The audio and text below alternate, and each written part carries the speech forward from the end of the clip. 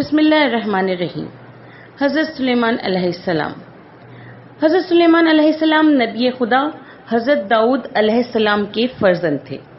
یہ خدا کے برگزیدہ نبی تھے اور اسی طرح منصور سے معصوم، افضل زمانہ اور عالم عصر تھے جس طرح دیگر انبیاء خدا ہوا کرتے تھے۔ انہیں اگرچہ خدا نے ساری کائنات ارضی کا بادشاہ بھی بنا دیا تھا، لیکن انہوں نے عظیم بادشاہت کے باوجود دنیاوی بادشاہوں کی طرح لوگوں پر ظلم نہیں کیا اور کسی امر میں خداوند عالم کی نافرمانی نہیں کی۔ وہ عیش و عشرت سے ہمیشہ دور رہے، فقراء کے ساتھ بیٹھ کر کھانا کھایا کرتے تھے، ساری رات عبادت خدا میں بسر کیا کرتے تھے۔ انہوں نے اپنی گزر اوقات کے ذریعے باروایت روزۃ الصفا زنبیل بنانا قرار دیا تھا۔ باروایت حیات القلوب حضرت سلیمان ختنہ شدہ پیدا ہوئے تھے۔ باروایت الیعقوبی انہیں 12 سال کی عمر میں نبوت اور حکومت ملی تھی۔ ابن خلدون نے 22 سال لکھا ہے۔ علامہ جزائری نے تحریر فرمایا ہے کہ انہیں 13 سال کی عمر میں بادشاہت ملی تھی اور انہوں نے 40 سال حکومت کی تھی۔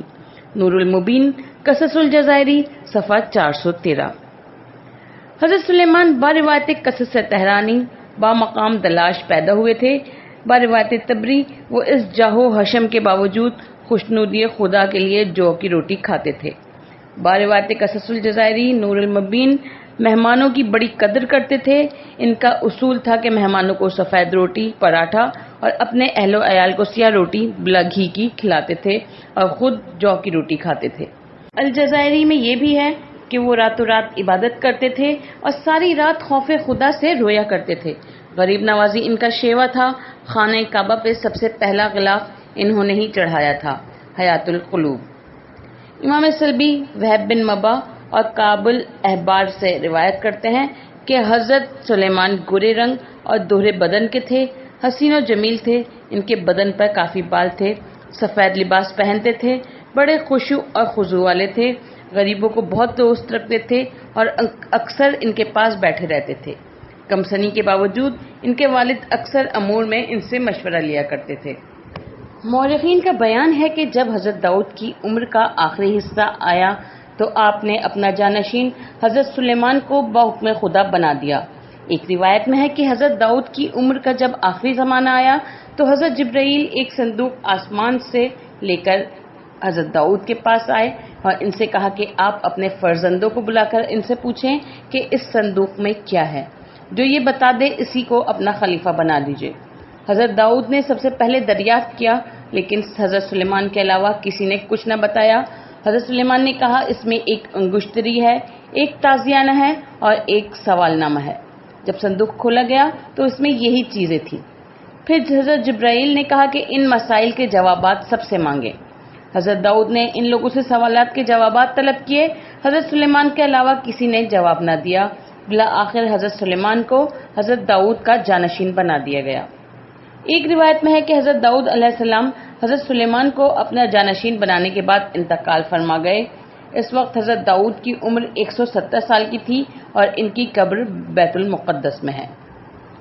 بعض مورخین کا کہنا ہے کہ جب حضرت سلیمان تخت سلطنت پر بیٹھے اور انہوں نے وہ انگشتری ہاتھ میں پہنی جو حضرت جبرائیل لائے تھے تو اسی وقت پرندے سب بستہ سر پہ سایہ فگن ہو گئے، وحوش گروہ در گروہ صحرا سے آنے لگے، جن وغیرہ سب حاضر ہو گئے، زمین پر جتنے چیزیں تھیں سب تابع فرمان ہو گئی اور خود زمین بھی مطیع فرما بردار ہو گئی۔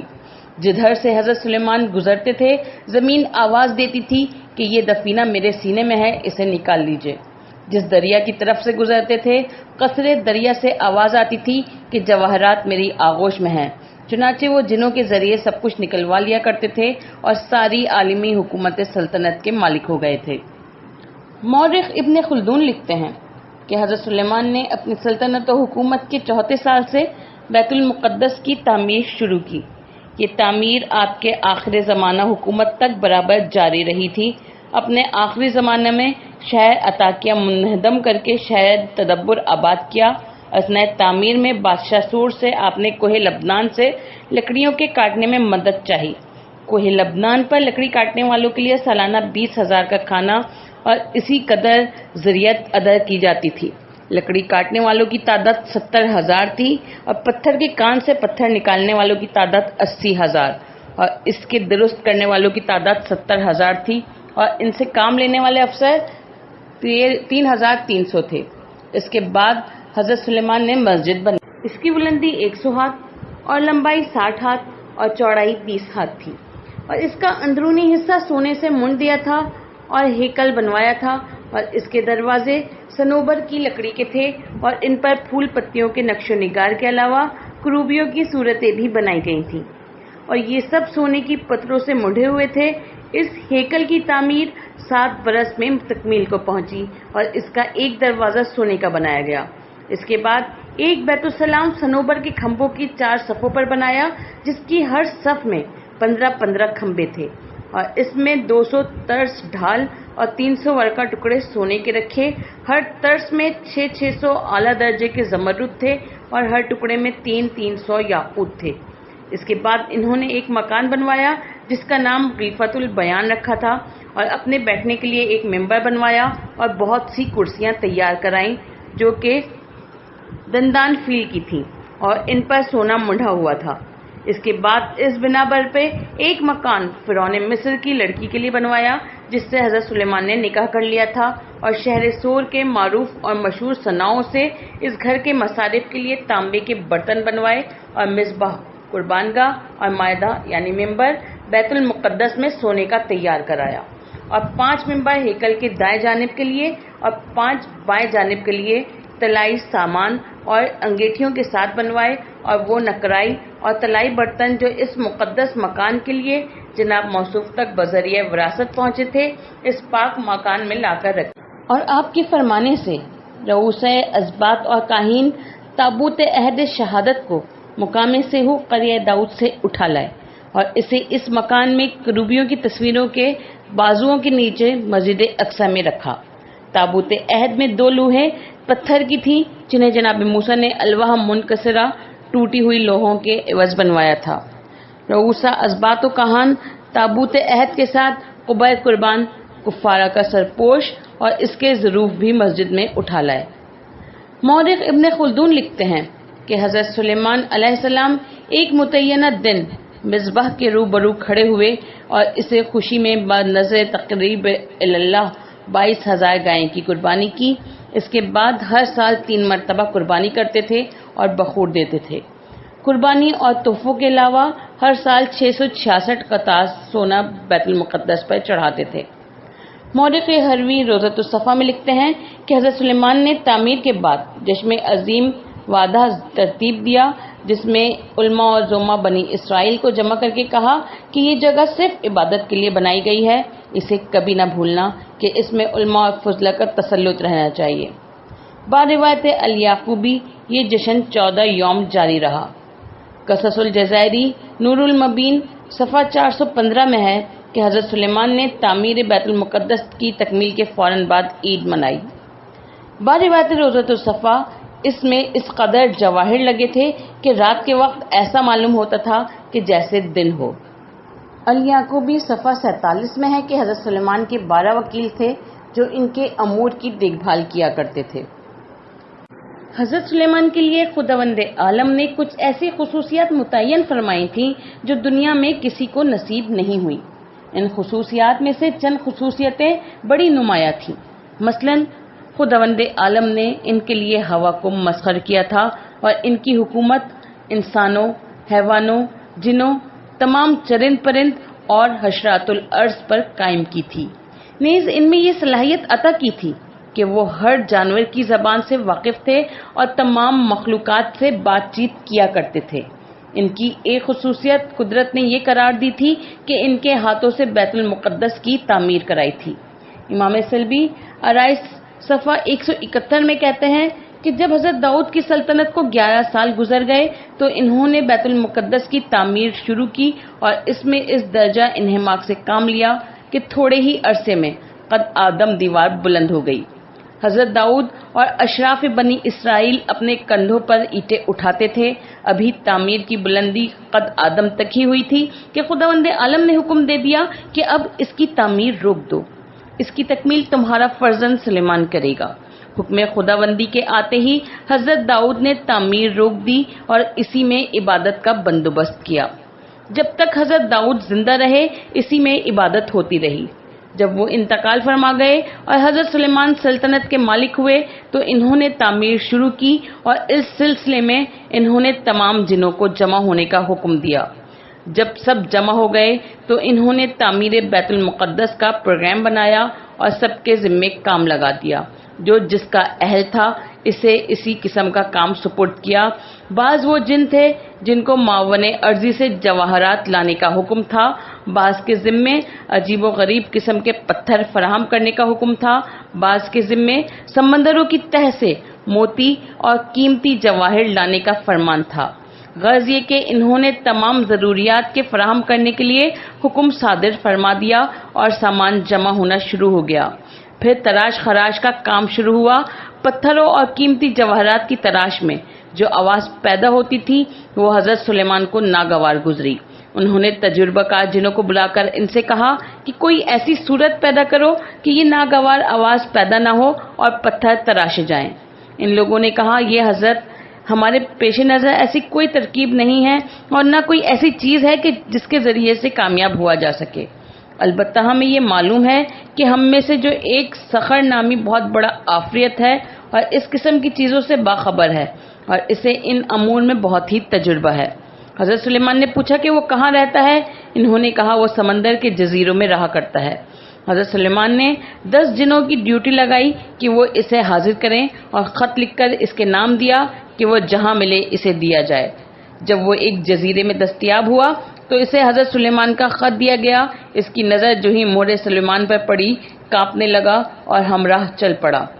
جب حضرت سلیمان سے ملاقات ہوئی تو انہوں نے اسے بلانے کی غرض بیان کی اور اس نے کہا، مجھے یہ تو معلوم ہے کہ ایک ایسا پتھر ہے جو دودھ سے زیادہ سفید ہوتا ہے اور اس کا نام بھی مجھے معلوم ہے، اسے ساموار کہتے ہیں، لیکن یہ نہیں معلوم کہ اس کا معدن کہاں ہے۔ البتہ ایک ترکیب بتاتا ہوں اور وہ یہ ہے کہ عقاب کے ایک بچے کو اس کے پتھر کے صندوق میں بند کر دیجئے اور عقاب کی نقل و حرکت پر نگاہ رکھیے تو یہ مسئلہ حل ہو جائے گا۔ چنانچہ حضرت سلیمان نے ایسا ہی کیا۔ عقاب نے اپنے بچے کو نکالنے کی کوشش کی، لیکن جب وہ کامیاب نہ ہوا تو ایک شبانہ روز کے لیے لاپتہ ہو گیا۔ پھر نمودار ہو کر صندوق کے قریب گیا اور اسی پتھر کے ذریعے جسے وہ تلاش کر کے لایا تھا، پتھر کے صندوق میں سوراخ کر دیا اور اپنے بچے کو نکال لیا۔ حضرت سلیمان نے عقاب کو حکم دیا کہ وہ جنوں کے معین افراد کو ہمراہ لے کر جائے اور بتائے کہ اس پتھر کا معدن کہاں ہے۔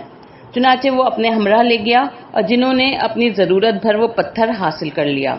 امام سلبی لکھتے ہیں کہ یہ وہی پتھر ہے جس سے آج بھی انگوٹھیوں پر نقش کندہ کیے جاتے ہیں اور جواہرات میں سوراخ کیے جاتے ہیں۔ الغرض بیت المقدس کافی عرصے جد و جہد کے بعد تیار ہوا اور ایسا تیار ہوا کہ روئے زمین پر ایسی کوئی عمارت نہ تھی۔ حضرت سلیمان نے اس کی تکمیل کے بعد شاندار جشن منایا جیسا کہ ذکر کیا جا چکا ہے۔ اس کے بعد انہوں نے خدا کی بارگاہ میں عرض کی، خدایا درخواست ہے کہ میرے ہدیے کو قبول فرما۔ چنانچہ باروات سلبی آسمان سے آگ کا ظہور ہوا اور جو قربانیاں انہوں نے رکھی تھیں وہ تمام اسی جگہ پڑی ہوئی تھیں کہ سب کو خاکستر کر دیا گیا۔ واضح ہو کہ بیت المقدس کی موجودہ عمارت کے وسط میں ایک بہت بڑا پتھر ہے اور اس کے نیچے مسجد بنی ہوئی ہے۔ اسے مسجد صخرہ کہتے ہیں۔ جو بھی اس میں جاتا ہے نماز ضرور پڑھتا ہے اور دعاؤں سے مراد حاصل کرتا ہے۔ الغرض حضرت سلیمان نے بیت المقدس کی تعمیر ایسی کرائی جس کی توصیف ممکن نہیں اور یہی تعمیر عہد وقت نصر تک باقی رہا، لیکن اس ظالم سفاک اور لٹیرے نے بیت المقدس کو تاراج کر دیا اور جواہرات اور اوانی لوٹ لیے اور اس میں مردار گوشت ڈلوایا اور اس کی تمام زمینوں پر قبضہ کر لیا اور سب کچھ اٹھا کر بابل لے گیا۔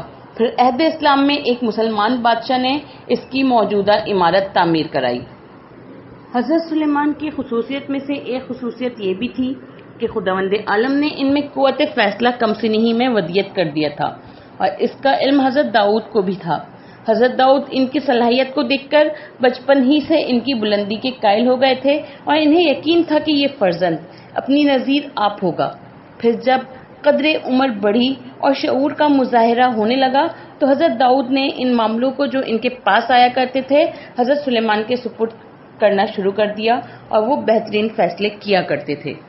حضرت سلیمان کا ایک وہ فیصلہ جس کا ذکر قرآن مجید میں موجود ہے یہ ہے کہ 2 شخص حضرت داؤد کے پاس آئے جن میں ایک کا نام یوحنا اور دوسرے کا ایلیا تھا۔ ایلیا نے حضرت داؤد کی خدمت میں عرض کی، حضور، یوحنا کی بکریاں رات کے وقت میرے کھیت میں گھس گئیں اور سارا کا سارا کھیت کھا لیا۔ حضرت داؤد نے یوحنا سے پوچھا کہ واقعہ کیا ہے؟ اس نے کہا کہ حضور، میں سو رہا تھا اور میری بکریاں اس کے کھیت میں چلی گئیں اور انہوں نے اسے چر لیا۔ حضرت داؤد نے قیمت لگانے والوں کو بلایا اور حکم دیا کہ زراعت اور بکریاں دونوں کی قیمت لگاؤ۔ ان لوگوں نے قیمت لگائی تو دونوں کی قیمتیں برابر پڑیں، یعنی جتنی قیمت کی زراعت تھی اتنی ہی قیمت بکریوں کی لگی۔ حضرت داؤد کے ذہن میں اگرچہ یہ فیصلہ تھا کہ ساری بکریاں صاحب زراعت کو دے دی جائیں، لیکن انہوں نے اپنے فرزند حضرت سلیمان کو حکم دیا کہ تم اس کا فیصلہ کر دو۔ چنانچہ انہوں نے یہ فیصلہ دیا کہ کھیت کی نگرانی اور رکھوالی یوحنا کے سپرد کر دی جائے، جس کی بکریوں نے ایلیا کا کھیت چر لیا ہے، اور ایلیا کو یوحنا کی بکریاں اس وقت تک کے لیے دے دی جائیں جب تک کھیت اپنی پہلی حالت میں نہ آ جائے، اور ایلیا کو اجازت ہے کہ ان بکریوں کے دودھ اور اون سے فائدہ اٹھائے۔ حضرت داؤد نے اس فیصلے کو بہت پسند کیا اور کمال مسرت کے ساتھ دعائیں دی۔ حضرت سلیمان کے لیے خداوند عالم نے ہوا کو قابو میں کر دیا تھا، وہ جو چاہتے تھے ہوا سے کام لے لیا کر۔ انہوں نے استقرار سلطنت کے بعد جنوں کو حکم دیا تھا کہ وہ آب ریشم اور سونے کا ایک طویل بساط تیار کریں۔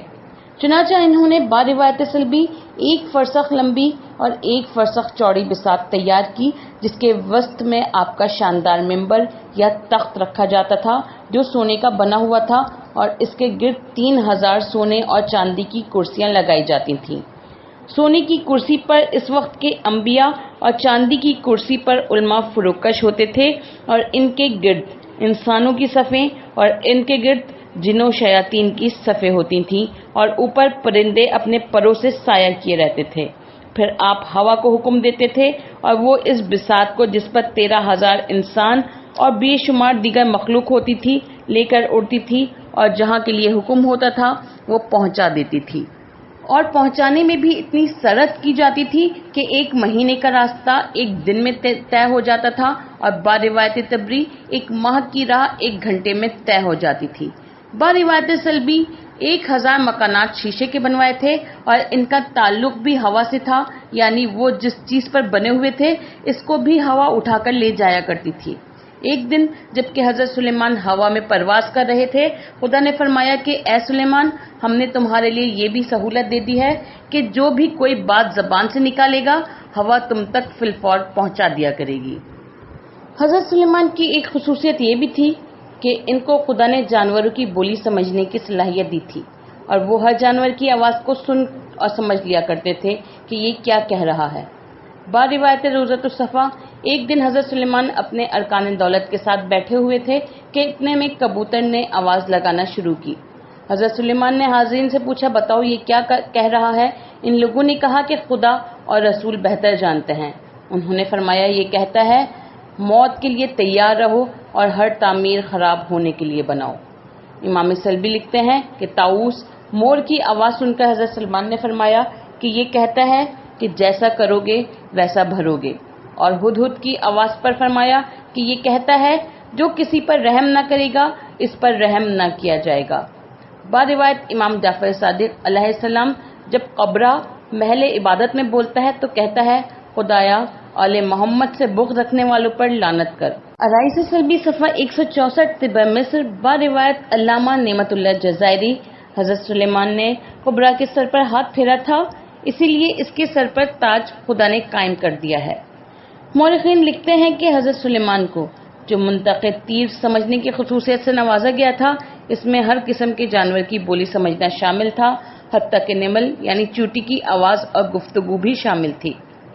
وہب بن مبا نے کعب الاحبار سے روایت کی ہے کہ حضرت سلیمان دوش ہوا پر برابر سفر کیا کرتے تھے اور دنیا کے مختلف اطراف میں تشریف لے جایا کرتے تھے۔ ایک دن ان کا تخت دوش ہوا پر جا رہا تھا، یہاں تک کہ وادی صدیر میں پہنچا، پھر وہاں سے روان ہو کر وادی نمل سے گزرا جو با روایت جزائری طائف میں ہے۔ تواریخ میں ہے کہ جب ان کی سواری وادی نمل میں پہنچی اور چیونٹی کے بادشاہ جس کا نام باروات سلبی تاخیہ تھا اس سواری کی شان و شوکت دیکھی تو اس نے دو پیروں پر کھڑے ہو کر اپنی چوٹیوں کو آواز دی کہ فوراً بلوں میں چلی جاؤ، کہیں سلیمان کا لشکر تمہیں کچل نہ ڈالے۔ یہ سن کر چوٹیاں اس اندیشے کے تحت کہ اگر سلیمان کا تخت یہاں اترا تو ہم کچلے نہ جائیں، نہایت عجلت کے ساتھ بلوں میں گھسنا شروع کر دیا۔ ادھر ہوا نے ان چوٹیوں کے بادشاہ کی کہی ہوئی بات کو حضرت سلیمان کے کانوں تک پہنچا دیا، حالانکہ باروات سلبی اس وقت تخت 3 میل کی بلندی پر تھا۔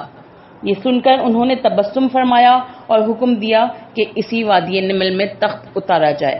چنانچہ تخت روان ٹھہر گیا اور اسی وادی میں اتار دیا گیا۔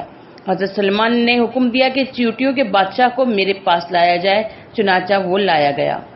آپ نے اسے اپنے داہنے ہاتھ پر رکھ کر اس سے پوچھا کہ تو نے اپنی چیونٹیوں سے میرے تخت کو دیکھ کر یہ کیوں کہا کہ تم سب بلوں میں چلی جاؤ، کہیں سلیمان کا لشکر تمہیں کچل نہ ڈالے؟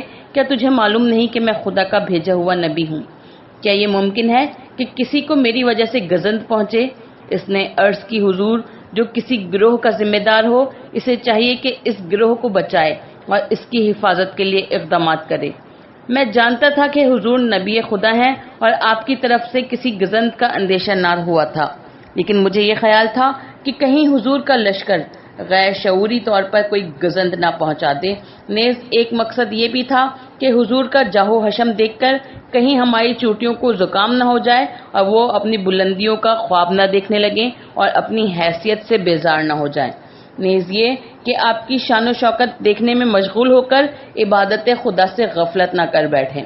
حضرت سلیمان کو یہ جواب بہت زیادہ پسند آیا اور انہوں نے عذرائے کرم اس سے ایک سوال کیا کہ بتا تیری حیثیت زیادہ ہے یا میری؟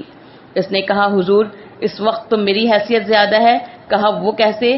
کہا اس طرح کہ آپ کا تخت زر و جواہر سے بنا ہوا ہے، وہ آپ کا مسکن ہے اور ہوا اسے اٹھاتی ہے، اور میں جہاں بیٹھا ہوں وہ نبی خدا کا ہاتھ ہے اور وہ مجھے اٹھائے ہوئے ہے۔ پھر پوچھا تیرا لشکر زیادہ ہے یا میرا؟ گستاخی معاف، لشکر تو میرا زیادہ ہے۔ پوچھا وہ کیسے؟ اس نے آواز دی، اپنی چیونٹیوں کو وہ بلوں سے نکلنے لگی اور 70,000 فوج نکلی۔ ہر فوج کی تعداد خدا کے سوا کوئی نہیں جان سکتا تھا۔ حضرت سلیمان متعجب ہوئے اور پوچھا کہ اس تعداد سے زیادہ بھی ہے؟ کہا کہ اگر 70,000 تک ہر روز لشکر نکلتا رہا تو کوئی تعجب کی بات نہیں۔ دونوں بادشاہوں میں بھی گفتگو ہو رہی تھی، وہ ختم ہونے کو تھی کہ چیونٹی کے بادشاہ نے دعوت طعام دی۔ دعوت قبول کی گئی۔ اس نے اپنے منہ میں دبا کر ٹڈی کی ایک ٹانگ خدمت سلیمان میں پیش کی اور رخصت ہو گیا۔ حضرت سلیمان نے حکم دیا کہ اب یہاں سے آگے بڑھا جائے۔ چنانچہ وہاں سے روانگی ہوئی اور تخت سلیمان ہوا کے دوش پر اڑتا ہوا آگے بڑھا اور چکر لگاتا ہوا صبح کو عراق پہنچا۔ دوپہر شہر مزمی کی اور نماز عصر کے بعد وقت بلغ میں پہنچا اور وہاں نماز عصر پڑھی۔ پھر بلغ سے چل کر ترک پہنچا، پھر چین چلا گیا، وہاں داہنی طرف کو مڑا اور مطلع شمس کی طرف گیا، حتی الارض ہند، یہاں تک کہ ہندوستان پہنچا۔ وہاں سے روانہ ہو کر مکہ اور کرمان ہوتا ہوا فارس پہنچا اور وہاں چند دنوں کے لیے ٹھہر گیا۔ پھر وہاں سے روانہ ہو کر کسکا میں دوپہر کی، پھر شام کی طرف واپس آ گیا۔ حضرت سلیمان کا قیام مقام تدمر میں تھا۔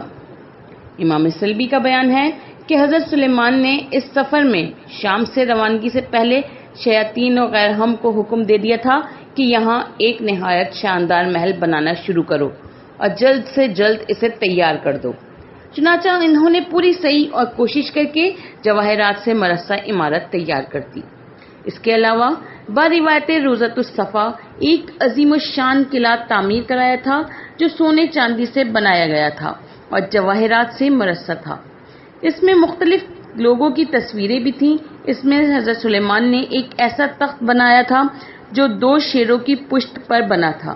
ان شیروں کے ہاتھ اس انداز کے تھے کہ وہ تخت پر چڑھنے کا زینہ بن جاتے تھے، یعنی جب حضرت سلیمان اس تخت پر جانے کا ارادہ کرتے تھے تو شیروں کے ہاتھ خود بخود اٹھ کر آپس میں مل جاتے تھے اور وہ اسی پر پاؤں رکھ کر تخت پر چڑھا کرتے تھے۔ اسی کتاب میں یہ بھی لکھا ہے کہ حضرت سلیمان کے بعد ایک دن بخت نصر بادشاہ نے چڑھنے کا ارادہ کیا اور چڑھنے لگا تو ان شیروں کے دونوں ہاتھوں سے اس زور سے ضرب لگائی کہ اس کی پنڈلی زخمی ہو گئی۔ حضرت سلیمان کو خداوند عالم نے بہت سے خصوصیات سے نوازا تھا۔ ان میں ایک خصوصیت یہ بھی قرار دی تھی کہ ساری دنیا کے جن اور انسان اور چرند اور پرند، نیز درندے، بلکہ ساری مخلوقات ارضی کو ان کے تابع فرمان کر دیا تھا۔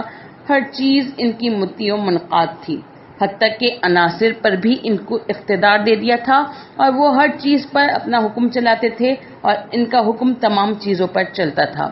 امام سلبی کا بیان ہے کہ مخلوقات میں سے جو بھی ذرا سا تعمیل حکم میں تعامل کرتا تھا، فوراً خدا کا فرشتہ اس کی سرکوبی کر دیا کرتا تھا اور اس پر ایسا کوڑا مارتا تھا کہ وہ بھسم ہو جاتا تھا۔ وہ جن اور شیاطین سے بڑا اہم کام لیا کرتے تھے۔ ان کو حکم تھا کہ دریاؤں سے جواہرات نکالو، اعلیٰ درجے کے عظیم الشان محل تعمیر کرو۔ چنانچہ وہ لوگ ذخائر اور خزائن کی تلاش کیا کرتے تھے اور گہرے دریاؤں میں غوطہ لگا کر جواہرات وغیرہ لاتے تھے، یعنی جو انہیں حکم ہوتا تھا اس کی تعمیل بصر و چشم کرتے تھے۔ بعض روایت عرائس سلبی، حضرت سلیمان ایک دن ساحل سمندر پر اس شان سے جا رہے تھے کہ ان کے داہنی طرف انسان، بائیں جانب جن، پیروں کے نیچے ہوا اور ان کے سر پر پرندوں کے پروں کا سایہ تھا۔ چلتے چلتے ان کی نظر تند و تیز موجوں پر پڑی۔ سواری روک لی، یعنی ہوا کو حکم دیا کہ ٹھہر جا۔ وہ جس ہوا کے لکی پر سوار تھے وہ تھم گیا۔ آپ نے لوگوں سے کہا، تم ایسے 100 غوطہ لاؤ جو اپنے فن میں استاد ہوں۔ ان لوگوں نے غواصی میں ماہر 100 افراد پیش کر دیے۔ آپ نے حکم دیا، ان میں سے 30 کا انتخاب کرو۔ انہوں نے 30 افراد منتخب کیے۔ پھر آپ نے فرمایا کہ ان میں سے 10 منتخب کرو۔ انہوں نے 10 کا انتخاب کیا۔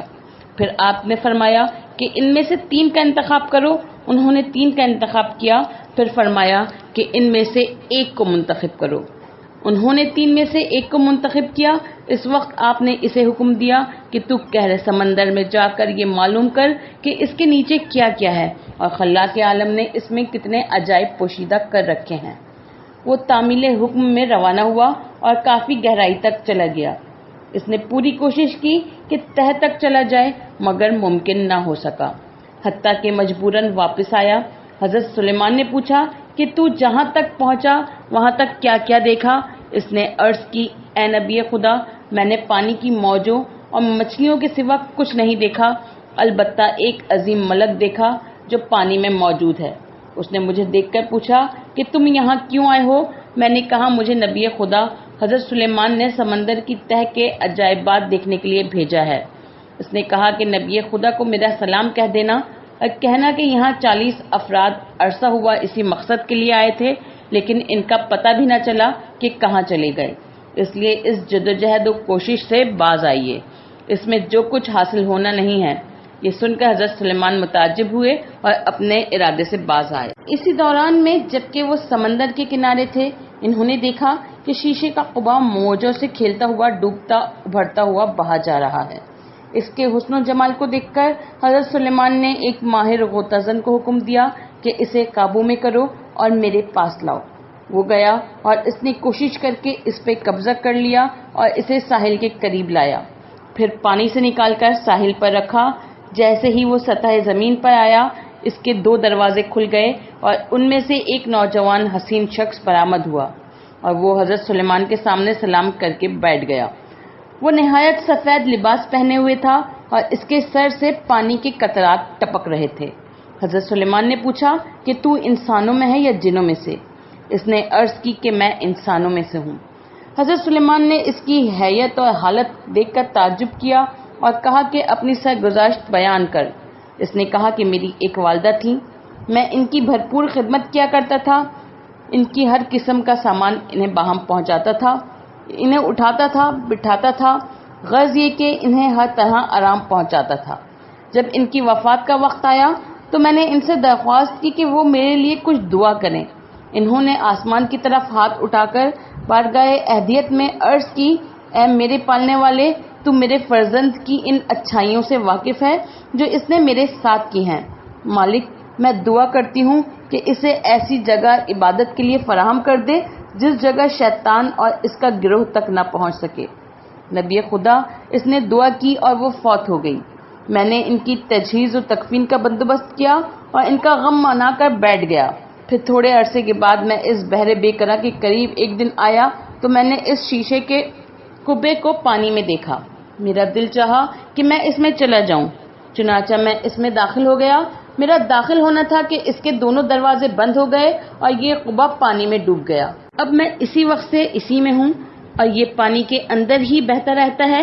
یہ سن کر حضرت سلیمان نے پوچھا کہ اس میں تیرے کھانے پینے اور نماز کی اوقات کا کیا انتظام ہوتا ہے؟ اس نے کہا سب خدا کی طرف سے سر انجام پاتا ہے۔ حضرت سلیمان نے کہا کہ کیا تو یہ پسند کرے گا کہ میرے پاس رہے؟ اس نے معذرت کی اور رخصت چاہی۔ انہوں نے اجازت دے دی اور وہ اپنے قبے میں چلا گیا۔ دروازہ بند ہو گیا اور وہ قبا موجوں کی آغوش میں گم ہو گیا۔ غرض یہ کہ حضرت سلیمان مخلوقات کو تابع فرمان کیے رہے اور جنوں سے وہ کام لیتے رہے جو انسانوں کے بس میں نہ تھے۔ قرآن مجید میں ہے کہ سلیمان کو جو بنوانا منظور ہوتا یہ جنات ان کے لیے بناتے تھے، جیسے مسجدیں، محل، قلعے اور فرشتوں اور انبیاء کی تصویریں اور حوضوں کے برابر پیالے اور ایک جگہ گڑی ہوئی بڑی بڑی دیغیں کہ 1000 آدمیوں کا کھانا پک سکے۔ پارہ 22 سورہ سبا۔ حیات القلوب میں حضرت امام محمد باقر علیہ السلام سے مروی ہے کہ خدا نے مشرق و مغرب کی سلطنت حضرت سلیمان کو عطا کی۔ انہوں نے 700 برس اور 7 مہینے تک تمام دنیا پر حکومت کی۔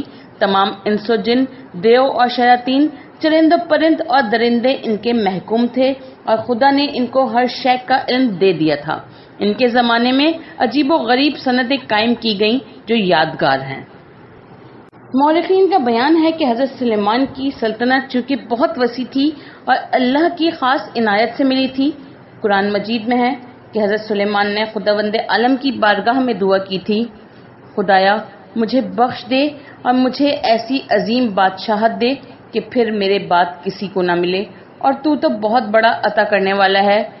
تو چونکہ سلطنت غیر محدود تھی اس لیے اس کے واسطے لشکر بھی بہت ہی عظیم ہونا چاہیے تھا۔ اسی لیے روایت میں ہے کہ حضرت سلیمان کا لشکر 100 فرسخ کے رقبے میں آتا تھا۔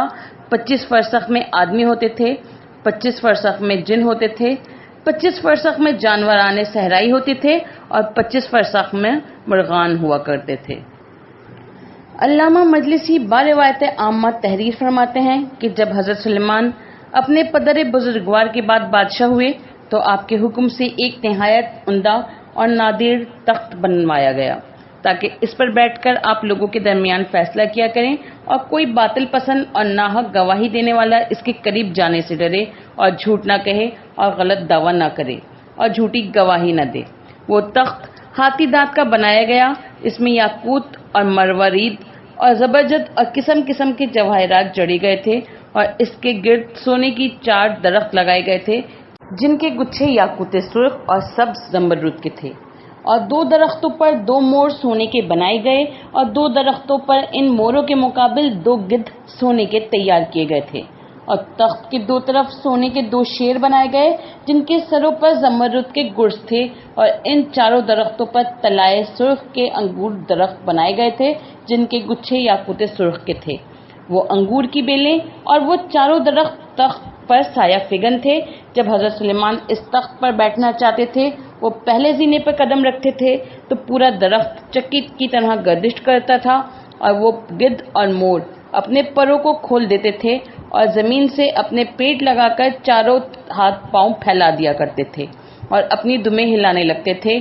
اس طرح جس پائے پر پیر رکھتے تھے تخت گردش کرتا تھا، اور شیر وغیرہ اسی طرح عمل کرتے تھے یہاں تک کہ حضرت تخت پر بیٹھ جایا کرتے تھے۔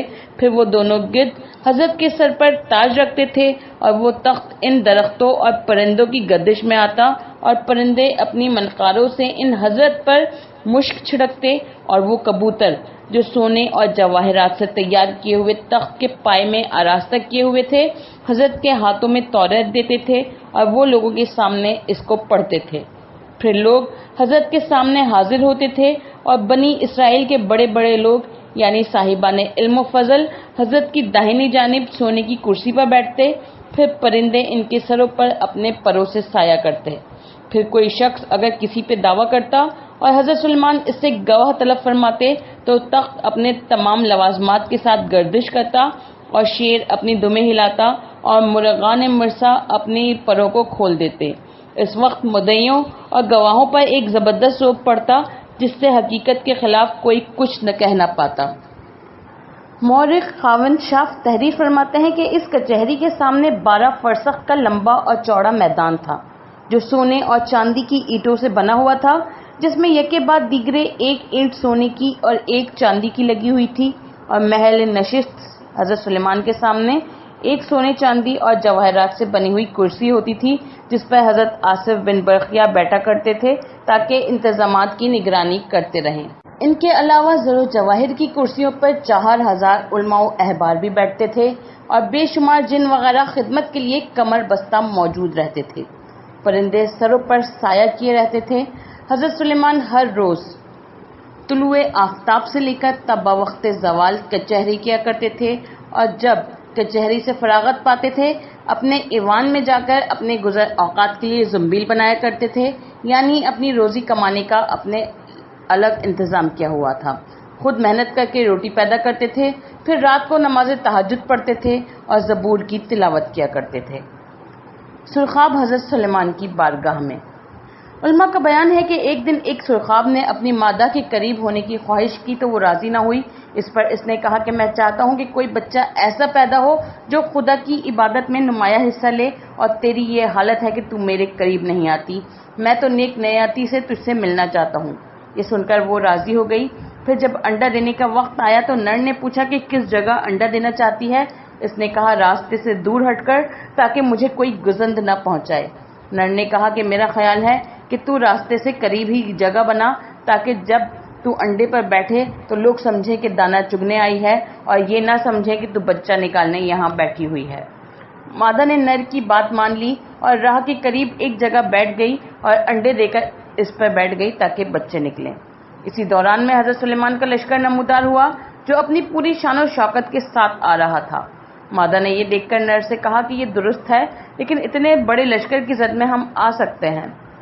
یہ ضروری نہیں ہے کہ حضرت سلیمان کو ہماری طرف توجہ ہو، اور پھر حضرت سلیمان علیہ السلام اگر ظالم نہیں ہیں اور یقیناً نہیں ہیں تو ان لشکریوں سے ہم کو کون بچائے گا؟ یہ تو لشکر ہے، سب لوگ اتنی باریکیوں تک کہاں جا سکتے ہیں؟ اس لیے بہتر ہے کہ ہم اپنا تحفظ خود کریں اور حضرت سلیمان کو متوجہ کریں کہ اس راہ میں میرے انڈے بچے ہیں۔ نر نے کہا کہ پھر اس کی کیا صورت ہے؟ مادہ نے کہا کہ ہمارے پاس کچھ ٹڈیاں ہیں اور تمہارے پاس کچھ خرمے ہیں، بہتر ہے کہ ہم ان کی خدمت میں پیش ہو کر یہ ہدیہ پیش کریں اور ان سے عرض کریں کہ اس راہ میں جانے سے ہمارے انڈے تباہ ہو جائیں گے۔ نر نے کہا بہتر ہے، چلو۔ حضرت سلیمان ٹڈیوں کو بہت پسند کرتے ہیں، چنانچہ یہ دونوں اپنا اپنا ہدیہ لے کر اڑے اور حضرت سلیمان کے قریب پہنچے۔ انہوں نے جب ان کی طرف نظر اٹھائی اور ان دونوں کو دیکھا کہ اپنے منہ میں کچھ لے کر آئے ہیں، سمجھ گئے کہ یہ ہدیہ لائے ہیں۔ یہ دیکھ کر انہوں نے اپنا دانا ہاتھ اٹھایا تو نر اس پر جا کر بیٹھ گیا، پھر بایاں ہاتھ اٹھایا، اس پر مادہ بیٹھ گئی۔ پھر دونوں نے اپنا اپنا ہدیہ پیش کیا، حضرت سلیمان نے انہیں قبول فرمایا۔ اس کے بعد ان دونوں نے اپنی عرض داشت پیش کی۔ حضرت سلیمان نے حکم دیا کہ راستہ بدل دیا جائے، چنانچہ بدل دیا گیا۔ جب یہ ان کے ہاتھ سے اڑ کر جانے کی اجازت چاہنے لگے تو حضرت سلیمان نے انہیں اپنے ہاتھ سے اتار کر اپنا ہاتھ ان دونوں کے سروں پر پھیرا، جس کے نتیجے میں ان کے سر پر تاج نمایاں ہو گئے۔ تب سے اب تک سرخاب کے سر پر تاج برآمد ہوتا ہے، یعنی جس طرح کبرا کے سر پر حضرت سلیمان کے ہاتھ پھیرنے سے تاجدار بن گیا تھا، یہ بھی تاجدار بن گئے۔ ایک روایت میں ہے کہ ایک دفعہ حضرت سلیمان کی سواری اپنی پوری شان و شوکت کے ساتھ جا رہی تھی کہ اس کا گزر ایک عابد کی طرف سے ہوا۔ اس عابد نے سواری کی شان و شوکت دیکھ کر اپنے مقام پر کہا کہ خداوند عالم نے حضرت سلیمان کو کیا شان و شوکت دی ہے اور وہ کس قدر ان پر مہربان ہے۔ وہ اپنی جگہ پر ان کی شان و شوکت سے خوش ہو رہا تھا۔ عابد کے منہ سے نکلے ہوئے الفاظ کو ہوا نے حضرت سلیمان کے کانوں تک پہنچا دیا۔ وہ جب قریب پہنچے تو اس عابد سے ملے اور کہا کہ بھائی، تو نے جس شان و شوکت کا ذکر کیا ہے بے شک وہ قابل تذکرہ ہے، اور خدا کا بہت بڑا کرم ہے جو اس نے میری درخواست قبول کر کے مجھے اتنی عظیم سلطنت دے دی ہے۔ لیکن میں یہ سمجھتا ہوں کہ تو خدا کا نیک اور صالح بندہ ہے اور اللہ جل جلالہ نے تجھے تسبیح کی نعمت سے نوازا ہے۔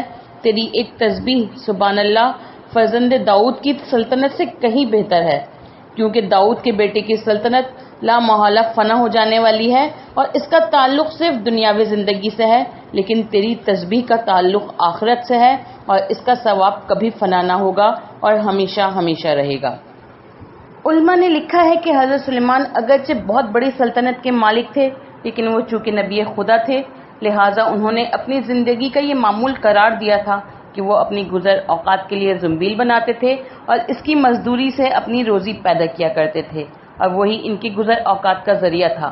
وہ امیروں سے بھی ملتے تھے اور غریبوں اور فقیروں سے بھی ملتے تھے۔ ان کا اصول تھا کہ جب فقیروں اور محتاجوں کے پاس سے گزرتے تھے تو ان کے پاس بیٹھ جایا کرتے تھے اور کہتے تھے کہ ایک فقیر دوسرے فقیر کے پاس بیٹھا ہے اور ایک محتاج محتاجوں کے پاس بیٹھا ہے۔ وہ اس شاہی کے باوجود اپنا ذاتی اور نجی لباس موم جامے کو قرار دیے ہوئے تھے اور اسی پر فخر کرتے تھے۔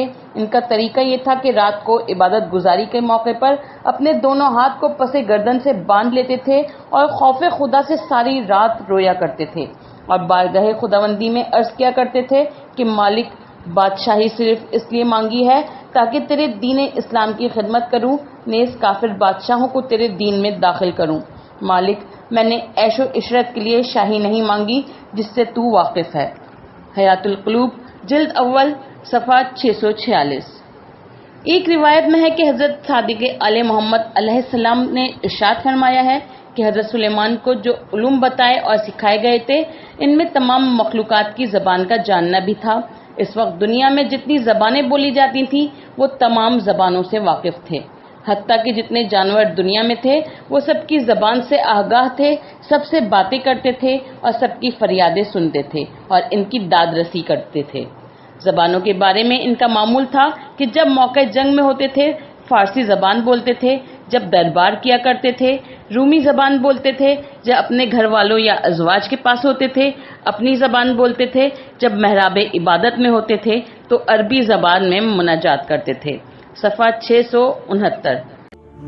برائے مہربانی ہمارے اس چینل کو لائک کیجیے، شیئر کیجیے، کامنٹ کیجیے اور سبسکرائب کیجیے اور بیل آئیکن کو پریس کیجیے تاکہ آگے بھی ہماری ویڈیوز آپ کو برابر ملتی رہیں۔